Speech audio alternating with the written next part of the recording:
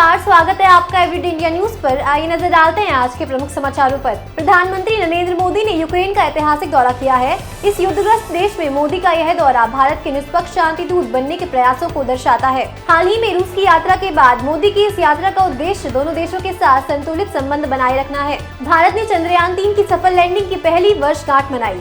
इसरो के इस मिशन ने 1.5 अरब भारतीयों की उम्मीदों को चंद्रमा तक पहुँचाया। यह उपलब्धि भारत के अंतरिक्ष अन्वेषण के सफर में एक महत्वपूर्ण मील का पत्थर साबित हुई है। दिल्ली कोचिंग सेंटर मौत मामले में जज और वकील के बीच गर्मा गर्म बहस हुई। वकील ने अपनी बात सुने जाने के अधिकार का दावा किया, जबकि मामला अभी भी अदालत में लंबित है। फर्जी एनआरआई कैंप यौन उत्पीड़न मामले में मुख्य आरोपी ने जहर खाकर आत्महत्या कर दी। इस चौंकाने वाली घटना ने जांच प्रक्रिया और पीड़ितों की सुरक्षा को लेकर सवाल खड़े कर दिए हैं। सुप्रीम कोर्ट ने सीबीआई मामले में दिल्ली के मुख्यमंत्री अरविंद केजरीवाल की जमानत याचिका को 5 सितंबर तक स्थगित कर दिया है। यह मामला राष्ट्रीय राजधानी में महत्वपूर्ण राजनीतिक असर डाल सकता है। भारत और अमेरिका के बीच सिक्योरिटी सप्लाई एग्रीमेंट पर हस्ताक्षर के बाद हिंदुस्तान एरोनॉटिक्स लिमिटेड के शेयरों में उछाल आया है। यह समझौता दोनों देशों के बीच रक्षा सहयोग को और मजबूत करेगा। दिल्ली एनसीआर में टैक्सी और ऑटो रिक्शा की हड़ताल के दूसरे दिन यात्रियों को भारी कठिनाइयों का सामना करना पड़ा। इस हड़ताल ने सार्वजनिक परिवहन को बुरी तरह प्रभावित किया है। ब्रजभूषण यौन उत्पीड़न मामले में पहलवानों ने आरोप लगाया है कि उनकी सुरक्षा उनके बयान से एक दिन पहले हटा दी गई थी। इस कदम ने उनकी सुरक्षा और जांच की निष्पक्षता पर सवाल खड़े कर दिए हैं। सुप्रीम कोर्ट ने एक महत्वपूर्ण निर्णय में एक आरोपी को स्थानीय जमानत पेश करने से राहत दी है और कहा है कि जमानत आदेश लगभग प्रभावी हो गया था।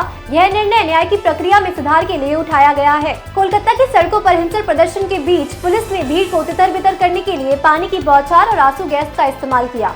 हाल ही में हुई हिंसा की घटना ने प्रदर्शनों को भड़काया है। मॉर्गन स्टैनली इंटरनेशनल के चेयरमैन जोनाथन ब्लूम्स का इटली में एक यॉट दुर्घटना में दुखद निधन हो गया है। इस घटना ने वित्तीय जगत में शोक की लहर फैला दी है। ब्रिटेन के यूट्यूबर माइल्स रॉटलिश ने भारत के खिलाफ रेसिस्ट टिप्पणी कर दी, जिसमें उन्होंने देश पर परमाणु हमले की धमकी भी दी। इस घृणास्पद टिप्पणी ने व्यापक आक्रोश को जन्म दिया है। इंटरनेशनल एटॉमिक एनर्जी एजेंसी के प्रमुख राफेल ग्रॉसी ने रूस के कुर्स्क न्यूक्लियर प्लांट का दौरा करने की घोषणा की है। यह दौरा एक कथित ड्रोन हमले के बाद सुरक्षा स्थिति का आकलन करने के लिए किया जा रहा है। श्रीलंका ने 35 देशों के नागरिकों को वीजा मुक्त प्रवेश देने का फैसला किया है, जिसमें भारत भी शामिल है। यह कदम देश के पर्यटन और बेहतर आर्थिक स्थिति को बढ़ावा देने के लिए उठाया गया है। अंतरिक्ष यात्री सुनीता विलियम्स के स्पेस में फंसे होने की आशंका जताई जा रही है। उनके पास केवल 96 घंटे की ऑक्सीजन बची है। नासा उनकी सुरक्षित वापसी के लिए विकल्प तलाश रहा है। पाकिस्तानी क्रिकेटर नसीम शाह ने पाकिस्तान बांग्लादेश टेस्ट मैच के लिए रावलपिंडी की पिच की आलोचना की है। शाह ने महसूस किया है कि पिच में टेस्ट मैच के लिए आवश्यक रोमांच की कमी थी। प्रीमियर लीग के ताजे मैचों में मैनचेस्टर सिटी, आर्सेनल और ब्राइटन ने जीत हासिल की। मैनचेस्टर सिटी के अर्लिंग हॉलैंड ने हैट्रिक लगाई, जिससे उनकी टीम को जीत हासिल हुई। भारतीय कैबिनेट ने बायोटेक्नोलॉजी सेक्टर में रिसर्च को बढ़ावा देने के लिए 2 प्रमुख प्रोजेक्ट बायोटेक और विज्ञान धारा को मंजूरी दी है। इन प्रोजेक्ट से नवाचार और देश में कुशल जनशक्ति का विकास होगा। भारतीय सरकार ने एक नई पेंशन योजना की शुरुआत की है, जो वर्कर्स और एम्प्लॉयर्स के योगदान को बढ़ाती है और अंतिम वेतन का 50% न्यूनतम पेंशन के रूप में गारंटी करती है।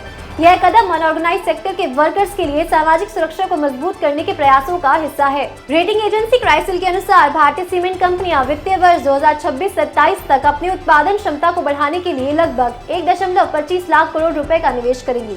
यह निवेश इंफ्रास्ट्रक्चर प्रोजेक्ट्स और आवास निर्माण में बढ़ती मांग से प्रेरित है। ताइवान स्थित इलेक्ट्रॉनिक्स मैन्युफैक्चरर फॉक्सकॉन ने अपने कर्नाटक प्लांट में 1200 करोड़ रुपए का निवेश किया है। यह निवेश प्लांट की उत्पादन क्षमता को बढ़ाने और अतिरिक्त रोजगार सृजन के लिए किया जा रहा है, जिससे भारत का मैन्युफैक्चरिंग डेस्टिनेशन के रूप में आकर्षण बढ़ेगा। यह थी आज की प्रमुख खबरें। ऐसे ही अपडेट्स के लिए बने रहिए एवरीडे इंडिया न्यूज के साथ और चैनल को सब्सक्राइब करना ना भूलें। धन्यवाद।